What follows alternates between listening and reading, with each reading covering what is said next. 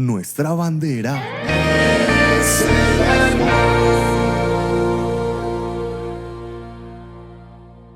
El advenimiento del Mesías.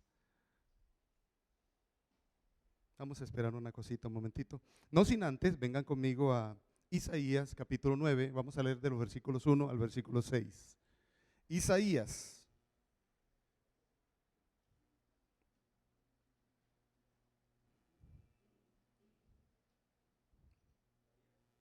Isaías 9,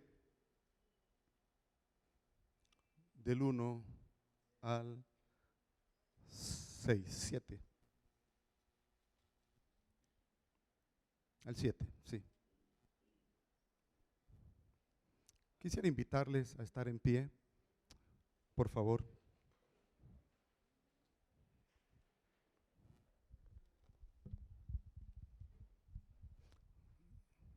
Dice así la palabra del Señor.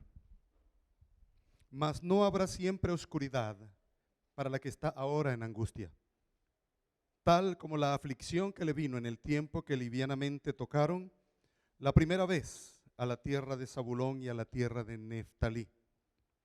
Pues al fin llenará de gloria el camino del mar de aquel lado del Jordán en Galilea de los gentiles.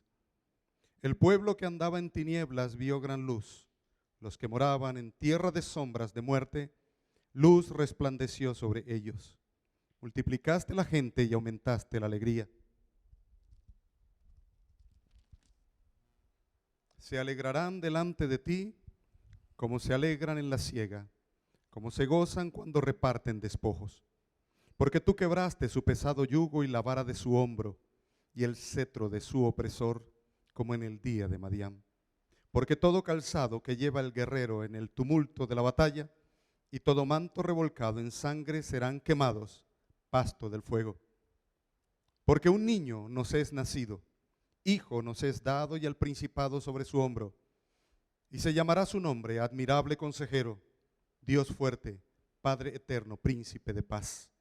Lo dilatado de su imperio y la paz no tendrán límite sobre el trono de David y sobre su reino, disponiéndolo y confirmándolo en juicio y en justicia desde ahora y para siempre. El celo de Jehová de los ejércitos hará esto. Padre, ante ti estamos en esta mañana. Iniciamos, Señor, una nueva serie este mes que tiene que ver con el gran tema de la salvación. Cuando tú, Señor, decidiste en ese consejo divino enviar a tu Hijo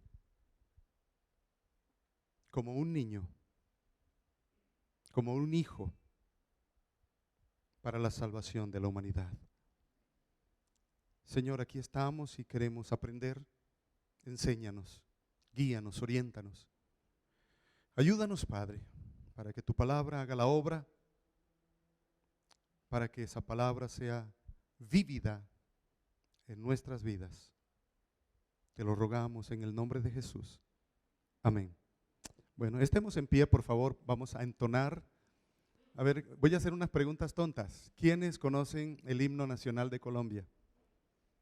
Un chino, ¿sí o no? Porque todos lo conocemos. Entonces vamos a entonar el himno nacional y también el himno antioqueño, que nos van a servir de referencia para nuestro estudio en esta mañana.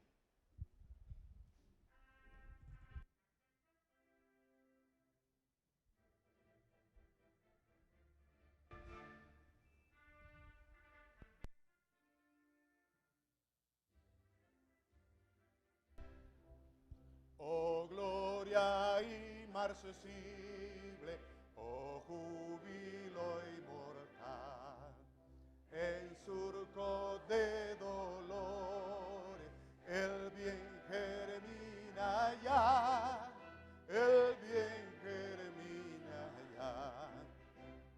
Oh gloria inmarcesible, oh júbilo inmortal, en surco de dolores, el bien germina ya. Cesó la horrible noche, la libertad sublime, derrama las auroras de su invencible luz. La humanidad entera que entre cadenas gime, comprende las palabras del que murió en la cruz.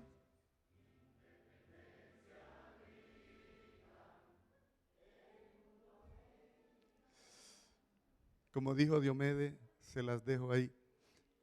Vamos a cantar el himno antioqueño. Muchachos, se emocionó allá arriba.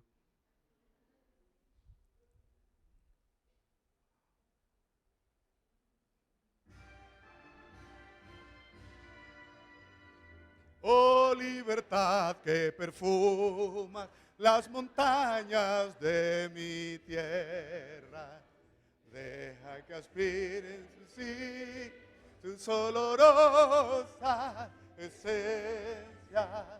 Oh libertad que perfuma las montañas de mi tierra, deja que aspiren mis hijos sus olorosas esencias. Oh libertad, oh libertad. Ah.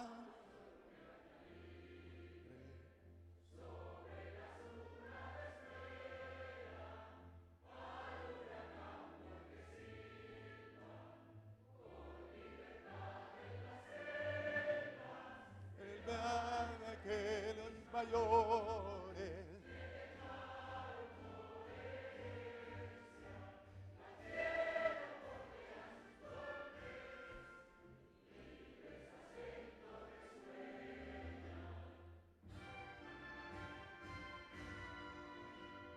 oh libertad que perfuma las montañas de mi tierra, deja que aspiren sus olorosas esencias. Oh libertad que perfuma las montañas de mi tierra, deja que aspiren mis hijos sus olorosas esencias. Oh libertad, oh libertad. Tomen asiento, mis amados. Creo que todos, cuando escuchamos el himno nacional y el himno antioqueño, nos sentimos muy emocionados porque su letra transmite un anhelo, ¿verdad? Transmite un deseo. Y cuando el himno nacional nos habla de cesó la horrible noche, la libertad sublime, con tristeza tenemos que reconocer que en nuestro país esa noche continúa. Nuestros campos y nuestras ciudades y nuestros barrios cuentan de manera silenciosa la sangre derramada, la violencia de todo tipo.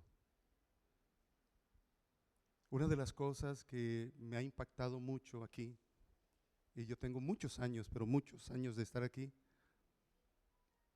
es esas grandes montañas. Yo me meto en medio de esas montañas y yo me conmuevo porque veo la gloria de nuestro Dios, su poder.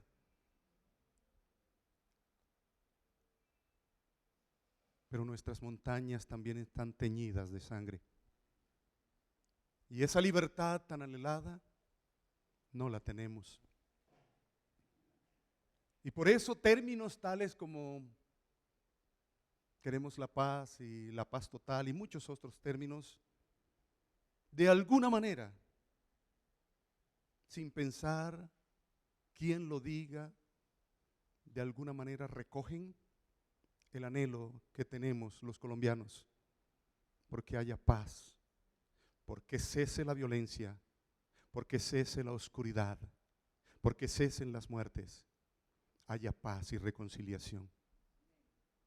Esa misma oscuridad estaba viviendo Israel. Estamos ubicados en el siglo VIII y lo que había en Israel era una profunda oscuridad, pero en medio de esa oscuridad brilló la luz con la presencia de Jesús. Y de eso vamos a hablar nosotros en esta mañana, ¿de acuerdo? Así que el tema general, por supuesto, es el tema de la salvación, y el título del mensaje es El advenimiento del Mesías. Así como hemos estudiado por estos 2 meses que han pasado, el mes atrás estudiamos acerca de la iglesia, ¿verdad? Las características de la iglesia, la razón de ser de la iglesia, la identidad de la iglesia, entre otros subtemas. El mes pasado estuvimos hablando acerca de la familia, ¿verdad? Acerca de la pareja, acerca de relación padres e hijos, entre otras cosas. Este mes vamos a hablar acerca de Jesús, de su nacimiento, de su razón de ser. Y no es precisamente, o no son los evangelios los que en primera instancia nos hablan de Jesús. Son los profetas, porque Jesús no es un aparecido. No es como dijeron algunos en el tiempo de Jesús, este sencillamente es el hijo del carpintero. No, Jesús es mucho más que el hijo del carpintero. Así que hacia allá vamos en esta mañana, ¿de acuerdo, mis amados? Muy bien, vamos a ubicarnos en el libro de Isaías.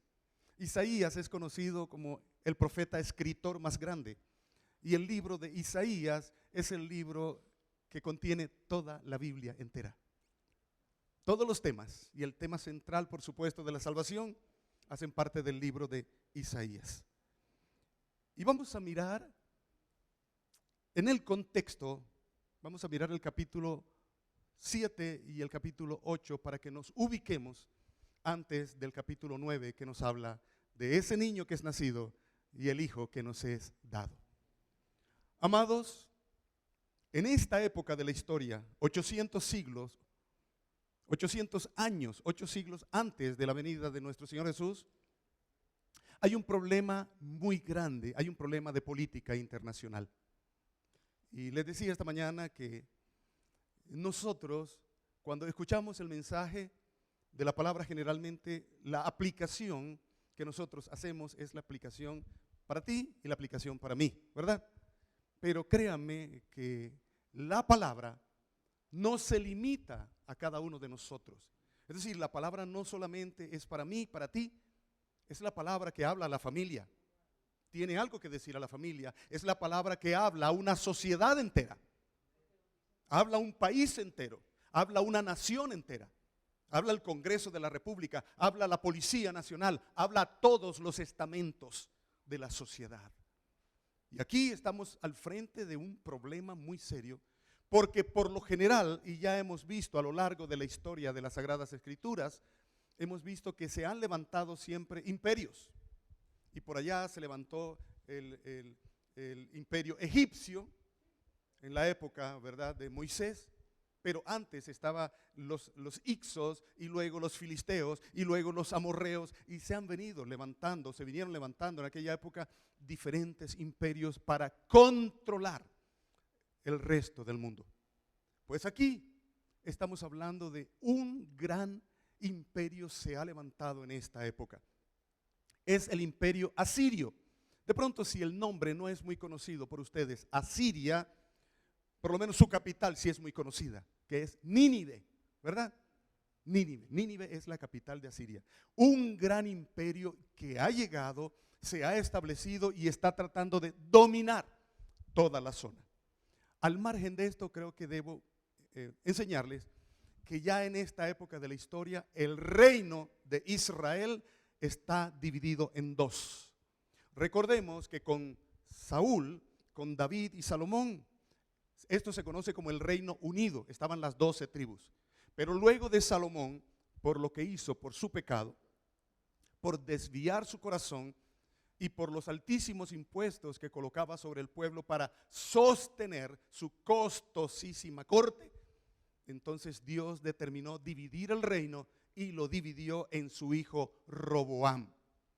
Así que a estas alturas de nuestra historia el reino está dividido.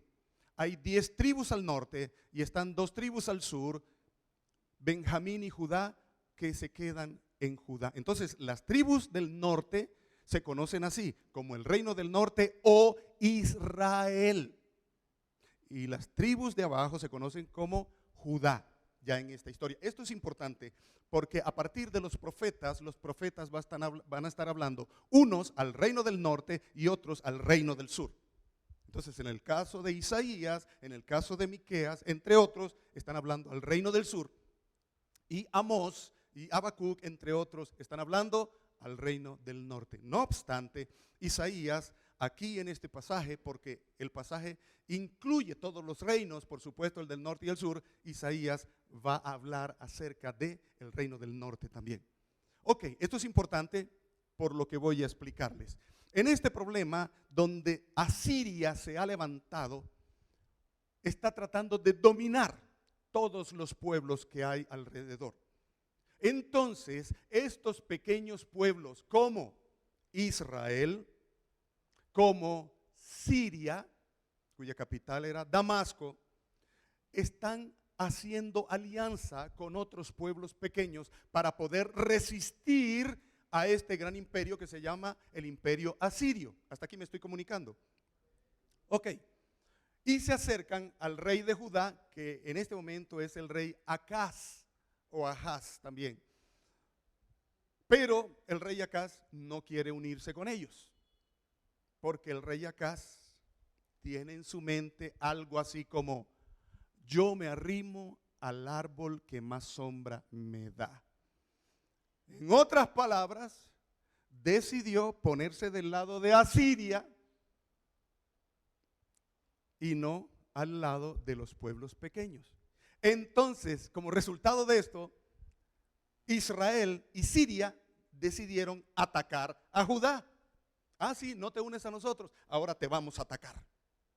En medio de esa disyuntiva, en medio de esa enorme preocupación, porque el rey está asustado y el pueblo también, entonces en ese momento aparece el profeta Isaías. Dios es maravilloso y en los momentos más difíciles de nuestra vida aparece el Señor con la solución que cada uno de nosotros necesitamos. Lo que necesitamos aprender es ser sensibles a su voz para hacer lo que Él quiere que nosotros hagamos.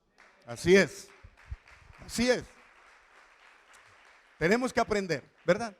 Bueno, entonces pongan cuidado lo que va a pasar. Aquí entonces Isaías le dice: rey, te vas a detener. No te vas a meter con el rey de Asiria. ¿Por qué? Porque este pueblo es un pueblo pagano. Van a caer bajo sus garras y les va a tocar pagar altísimos impuestos a Asiria. Y por otro lado, ellos van a imponer sus dioses, la reina del cielo, el dios Marduk, entre otras cosas. Así que no vas a hacer eso. Fue la palabra de Dios a través de Isaías. Más bien lo que debes hacer es lo siguiente: pídele señal a Dios y verás.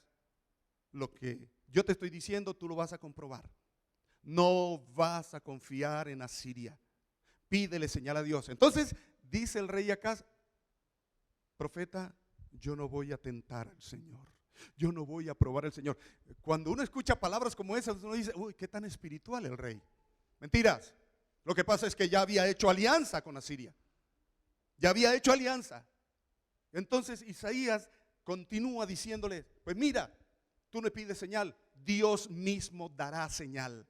He aquí una doncella, Isaías 7:14. He aquí una doncella concebirá y dará a luz un hijo, cuyo nombre será Emanuel, que significa Dios con nosotros.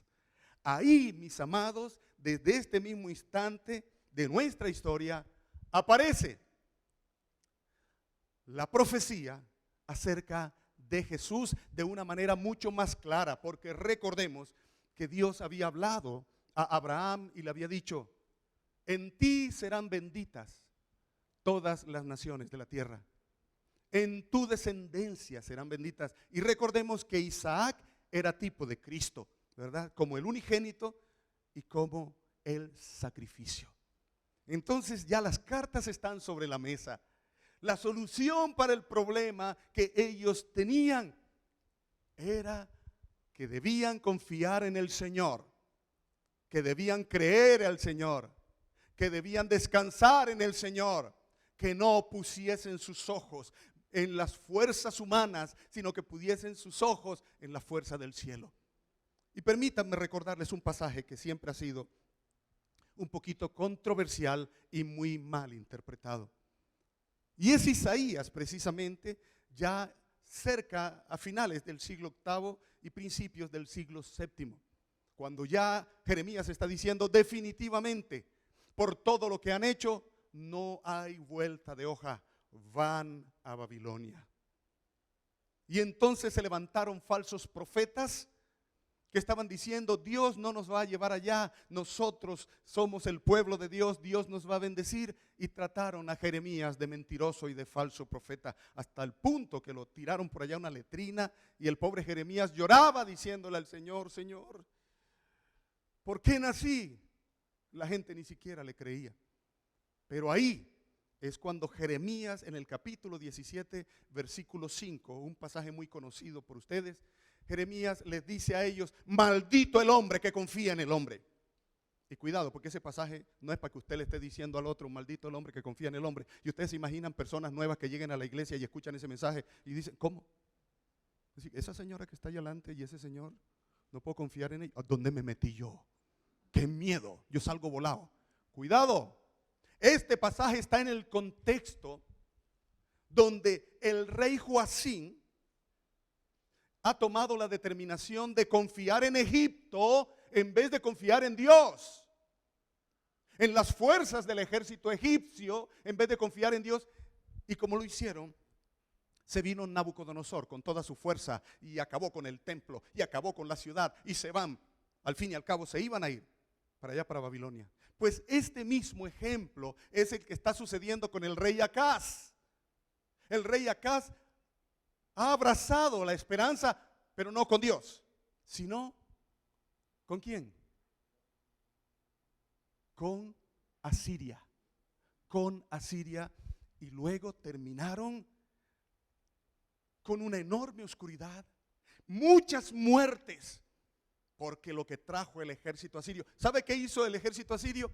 Acabó con Israel del norte y acabó también con Siria. Apenas quedó un pabilito que conocemos al regreso de allá de Babilonia, como Samaria. Fue lo único que quedó. Pero fueron crueles. Mataron muchísima gente. Quemaron sus vidas, sus viviendas y todo. Esto es la oscuridad que se refiere desde el versículo 1 en adelante en el capítulo 9.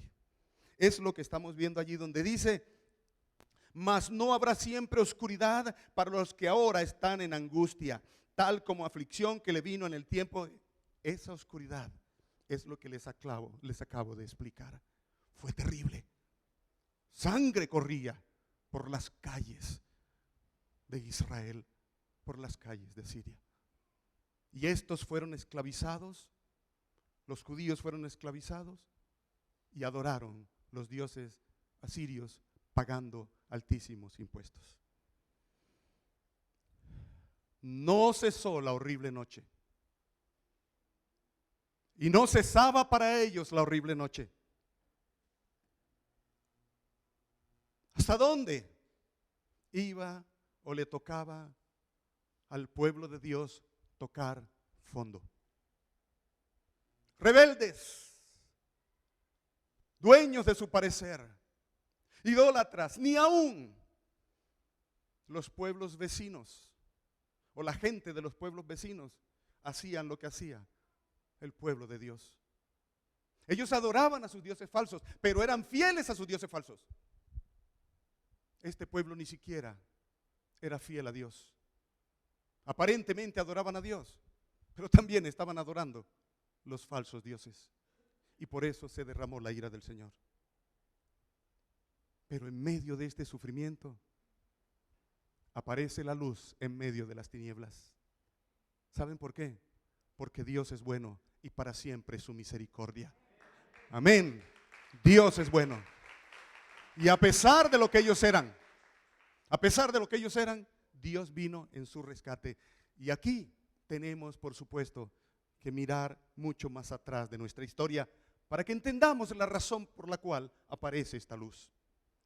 Amados, sencillamente y muy profundamente, la venida de Jesús era el cumplimiento y era la solución para el problema que se dio en Edén. Porque todo lo que sucedía con el pueblo de Israel, sencillamente, eran las consecuencias del pecado de Adán y Eva. Toda la maldad que vemos en el mundo sencillamente es el resultado de eso. Y yo quiero que pensemos en dos cosas en relación con nuestro Dios amado. Dios es Dios de amor y Dios es Dios de justicia. Cuidado, Dios es solo amor y es solo amor y es solo amor, y Él sabe que yo soy así y Él me soporta así porque Él me ama, y una sola parte del Señor. Pero Dios es Dios de justicia y Él dará el pago. Y resulta que allí en Edén ellos se rebelaron contra Dios, pecaron contra el Rey del cielo. Rebelarse, como les he explicado tantas veces, le declararon la guerra a Dios. ¿Y qué vino? Enfermedades, dolores, sufrimiento y muerte, destrucción. Ahora, el ser humano está a una enorme distancia de Dios. Y hay un abismo, es una forma muy buena para poder mirar la distancia. Hay un enorme abismo entre los seres humanos y Dios. Y el ser humano no tiene forma de acercarse. ¿Por qué? Porque Dios dijo: el día que pecares ciertamente morirás. Pero Dios ama a los seres humanos, pero ellos tenían que morir porque violaron la ley de Dios. ¿Y cómo se va a solucionar el problema? El ser humano no tiene forma de acercarse a Dios. Y creo que vale la pena decirles, todo acercamiento que el ser humano trata de hacer hacia Dios, porque no llega, es lo que se denominan religiones. Religiones por obras, salvación por obra, salvación por santos, salvación a través de la iluminación, entre otras cosas, sencillamente religiones. Y ninguna de esas religiones se acercan al Rey de los cielos, porque no había forma. Porque el estándar de exigencia de Dios era muy alto. Es allí donde ese consejo divino se reúne, donde el Padre, el Hijo y el Espíritu Santo se reúnen y acuerdan que la única forma es que uno de ellos se convierta en un ser humano, para que entonces como ser humano pueda recibir el castigo que merecía el resto de la humanidad. Y es aquí entonces donde Jesús, siendo Dios, toma forma de hombre y viene para recibir el castigo que merecíamos tú y yo. Cuando Poncio Pilatos, y estaban los judíos allí en el Sanedrín señalando a Jesús, no encontraban culpabilidad en él. Y Poncio Pilatos miraba y hablaba, y una vez y otra vez y varias veces dijo: yo no encuentro culpabilidad en este hombre. Y claro que él no tenía la culpa. ¿Saben por qué? Porque la culpa estaba en nosotros. Si a nosotros nos ponen allí, al frente de ese Sanedrín, creo que todavía estuvieran sacando las enormes listas de nuestra maldad. Pero el justo pagó por los injustos. Esta es la razón de la aparición de Jesús. Y aparece aquí precisamente porque en medio de las tinieblas, como dice la palabra, alumbra su luz, alumbra su luz, alumbra su luz en medio de las tinieblas. El Mesías para Colombia no es ningún presidente, amados. Nuestra esperanza no es este presidente y este otro. este alcalde y este otro, este gobernante y este otro. Nuestra esperanza es Cristo. Colombia necesita conocer a Cristo. Allí está la verdadera luz que ilumina la oscuridad que hay en nuestro país. Amados, entonces si leemos del el versículo 1 al versículo 3 encontramos esa oscuridad, pero aparece la luz y la luz va a hacer muchas cosas. Si ustedes notan en nuestro pasaje, está en pasado. Está en pasado, miren conmigo. Aquí dice, el pueblo que andaba en tinieblas vio gran luz, los que moraban en tierra de sombra de muerte, luz resplandeció. Eso está en pasado. Multiplicaste la gente y aumentaste la alegría. Eso está en pasado. Se alegrarán delante de ti como se alegran en la siega, como se gozan cuando reparten despojo, porque tú quebraste. Está en pasado. En el hebreo, el verbo no está en presente, en pasado, en futuro, etcétera, etcétera, sino estados. Estado terminado y estado sin terminar. Lo que aparece aquí es un estado terminado, es decir, ya den por hecho que esa luz va a realizar toda esta obra para que el pueblo de Israel renazca desde las cenizas. Es decir, cuando se habla en estos términos, es que aunque todavía para ellos no hubiese sucedido, ya la promesa de Dios estaba dada, y lo que Dios hace y lo que Dios promete, lo cumple. Entonces ya se iba a dar eso, sí o sí se iba a dar. Así que ellos de alguna manera ya tenían que aprender a confiar, porque Dios lo estaba diciendo, porque Dios es cumplidor de promesas. Y para nosotros esto es importante. La palabra tiene que llegar a nuestro corazón, pero tiene que llegar a nuestra mente, y tenemos que recordar que aquel Dios que sufrió la burla de Adán y Eva nos ama tanto que envió a su Hijo. Y al enviar a su Hijo, ese Dios está de nuestro lado. Y pase lo que pase, siempre estará de nuestro lado. A Él sea la gloria por siempre. A Él sea la gloria por siempre.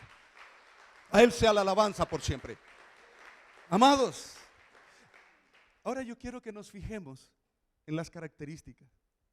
Porque un niño os es nacido, hijos es dado, y el principado sobre su hombro. Aquí está la respuesta de por qué tenía que ser un hombre, ¿verdad?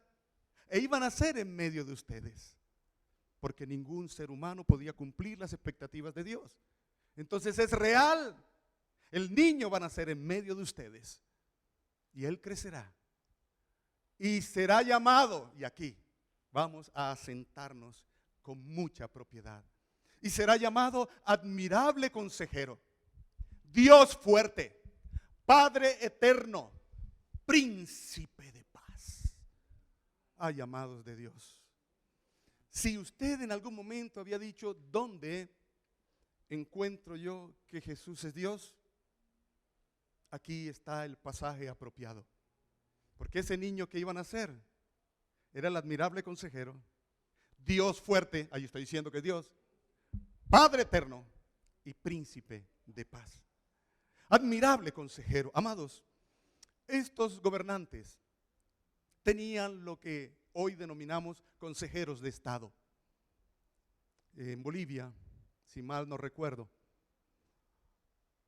el presidente, hace muchísimos años, su consejero de Estado era una bruja. Imagínense ustedes, qué buenos consejos. Y otros han tenido consejeros pésimos. Algunos dejándose guiar por la nueva era. Otros dejándose guiar por personas no aptas. Uno de los grandes ejemplos, por supuesto, que tenemos que mencionar es Salomón. Salomón cometió un gravísimo error. Primero, contrajo nupcias con mujeres paganas, las cuales desviaron su corazón y les permitió adorar a sus dioses en Jerusalén, manchando el nombre de Dios con esta clase de adoración. Y cuando se pierde esa comunión vertical esa relación vertical, se daña la relación horizontal. Porque hay un problema económico. La corte de Salomón es muy costosa. Y entonces él consulta a sus consejeros y sus consejeros le dicen: no puedes bajar los impuestos, porque ¿cómo vamos a disfrutar nosotros de estas cosas que son tan costosas si tú bajas los impuestos? Un problema divino. Ahora no le da nada maltratar al mismo pueblo de Dios. Y ahí es donde Dios decide quitarle el reino y lo quita en su hijo Roboam. Que también el pueblo fue a pedirle que bajara los impuestos y no quiso. Consultó a los jóvenes y Dios dividió el reino. Pero aquí estamos hablando que este niño nacido, que este hijo que nos es dado, nos es entregado, es un admirable consejero, admirable, es maravilloso, es hacedor de milagros y maravillas, es bueno y tiene el consejo adecuado para ti y para mí. Y en medio de cualquier circunstancia de la vida, sea un problema económico, sea un problema familiar, sea un problema de cualquier índole, el mejor consejero se llama Jesucristo de Nazaret. Él es el que nos dice: venid a mí los cansados y trabajados, que yo los haré descansar. Pedid y se os dará, buscad y hallaréis, llamad y se os abrirá. Es a Él a quien debemos recurrir, porque es el mejor consejero. ¿Por qué nos desviamos? Y en medio de situaciones complejas, ponemos nuestros ojos donde no debemos ponerlos. Y créanme, yo estoy cansado, no sé ustedes, de estar equivocándome todo el tiempo. Sabiendo que tengo a mi Jesús con los brazos abiertos y que la mejor palabra, el mejor consejo y el mejor amor lo tiene Él para mí y para ti. Vengamos confiadamente al trono de la gracia. Amén. Dios fuerte. ¿Están viendo las características de nuestro Señor Jesús? Dios fuerte. Ahorita están presentando muchas películas acerca de gladiadores y todo eso, ¿verdad? Que 300 y no sé qué. Bueno, unas películas bastante fafarachosas, digo yo. Sanguinolentas, sangrientas. Y mete un machetazo y sale un chorro de sangre así. No sé qué. Resulta que estos reyes siempre tenían lo que se denominaban gladiadores. Eran hombres de combate cuerpo a cuerpo. Es decir, ellos tenían su ejército y ese ejército salían en caballos o en carros, etcétera, en carros tirados por caballo y con sus lanzas. Pero había un grupo pequeño, 20, 25, que eran los gladiadores, los hombres fuertes, que estaban siempre rodeando al rey. David tenía como unos 15 de ellos y eran muy buenos, pero eran hombres de carne y hueso. Lo que estamos diciendo aquí es que este niñito, este hijo que nos es dado, es Dios fuerte. Es el Dios que en la cruz del Calvario, despojando principados y potestades, los exhibió públicamente, triunfando sobre ellos. En la cruz venció al diablo, en la cruz venció el pecado, en la cruz venció el mundo, en la cruz venció la carne y en la cruz venció la muerte. Con nosotros está el gran vencedor en batalla. Él ha vencido con poder y autoridad y nosotros también nos ha dado la victoria. Usted créalo, créalo. Yo he escuchado frases por ahí, yo creo que ustedes también las han escuchado. Son frases que son de cajón, pero yo quisiera que las sacáramos del cajón y le cobraran sentido en nosotros. Donde escuchamos la frase, dice, no le digas a Dios cuán grandes son tus problemas. Dile a tus problemas cuán poderoso y grande es Dios. ¿Entienden? Cuán grande y poderoso es Dios. Para Dios no hay nada imposible. Levántate, iglesia, en el conocimiento y el poder de Dios. Porque muchas veces el problema nuestro es porque no conocemos a Dios. Claro, y cuando nosotros no conocemos a Dios, el diablo se burla de nosotros.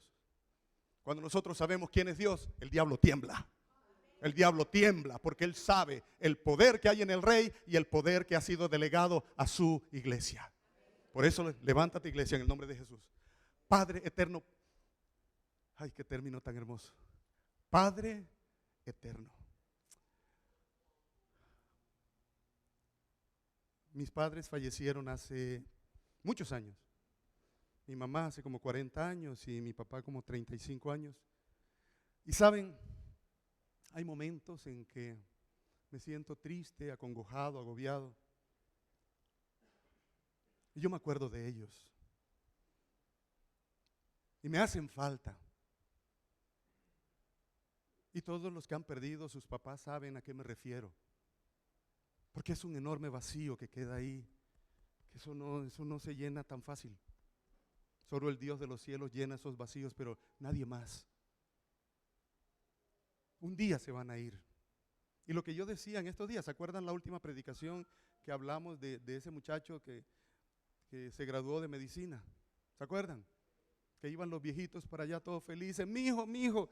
Y allá se escuchó, yo no conozco a ese par de ancianos, sáquenlos de aquí. Es reconocer a nuestros padres y valorarlos, pero un día ellos se tienen que ir. Pero ¿saben? Aunque ellos se vayan, tú y yo no estamos solos. Tenemos un papá en el cielo. Y es un papá que nos ama, que nos cuida, que nos enseña y aún nos disciplina porque Él quiere para nosotros lo mejor. En una oportunidad había una discusión con los escribas y fariseos porque no querían aceptar la verdad de Jesús. Jesús era distinto, enseñaba con autoridad, enseñaba con poder, daba de comer a los hambrientos, no hacía acepción de personas, sanaba a los enfermos, liberaba a los endemoniados. Y Jesús hablaba, el reino de Dios está en medio de ustedes. Ellos no querían aceptar. Y Jesús entonces les dijo: ustedes son malos. Miren, ustedes, si un hijo les pide un pan, ustedes no le dan una piedra. Si un hijo de ustedes les pide un pescado, ustedes no le dan una serpiente. Si ustedes, siendo malos, saben dar cosas buenas a sus hijos, ¿cuánto más dará cosas buenas vuestro Padre que está en los cielos? Amados, nosotros somos malos, ¿verdad? Reconocemos, pero luchamos y luchamos para llevar alimento a nuestros hijos, para vestir a nuestros hijos, y nos preocupamos por ellos siendo malos. Ustedes se imaginan al papá que usted tiene en los cielos. Ese es bueno, ese es bueno. Y siempre, mire, en medio de la situación en la cual estés, no te dejes robar la bendición por el diablo. Ya Dios no quiere nada contigo, se olvidó de ti, no servís para nada, etcétera. No te dejes robar la bendición, porque a pesar de lo que seas y a pesar de tu necesidad, Dios siempre está allí. Él no se va. Cuando lo que pasa con nosotros es que nosotros somos los que nos vamos, pero Él está ahí. Él está ahí. Usted lo que tiene que hacer es, como el hijo pródigo, regresar a su papá que lo ama.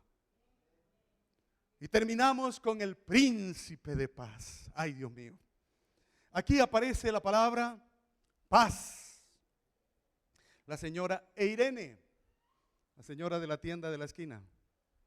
Eirene es el término griego para paz.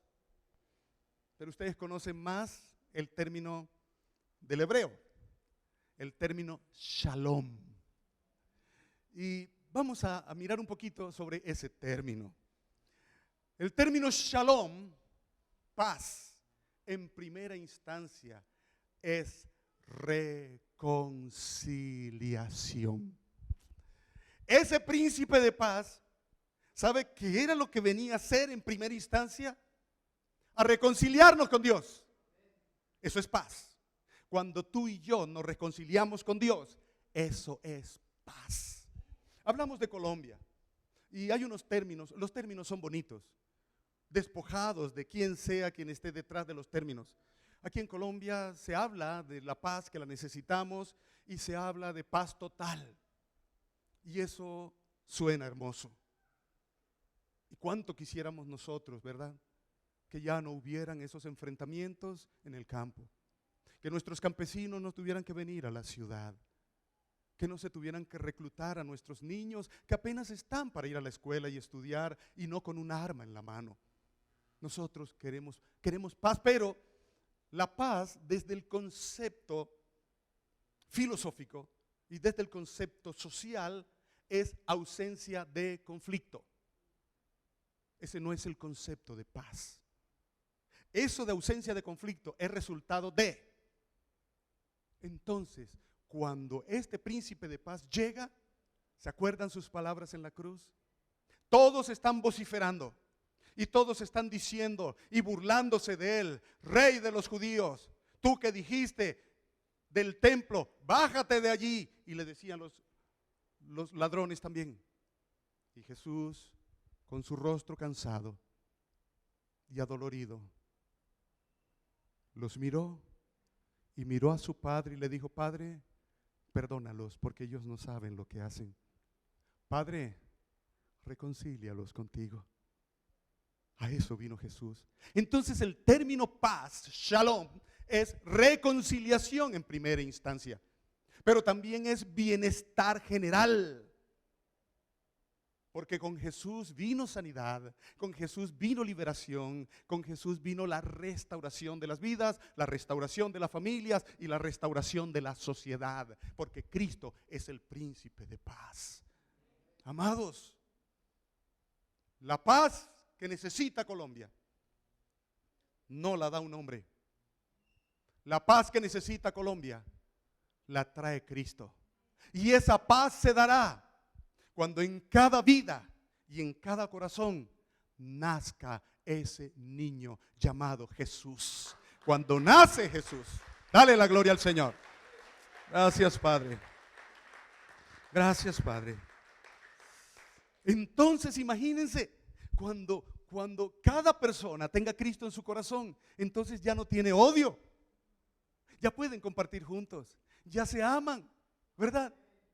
Ese príncipe de paz hará que los revólveres, que ya no tendrán uso para matar las personas, apenas sirvan como pisapapel para que el viento no se lleve las hojas, para que esos fusiles ya no maten más personas y apenas sirvan como trancas para cerrar la puerta por la parte de atrás, ¿verdad? Donde todos juntitos podamos reírnos y ayudarnos y compartir los unos con los otros. Ese es nuestro Cristo.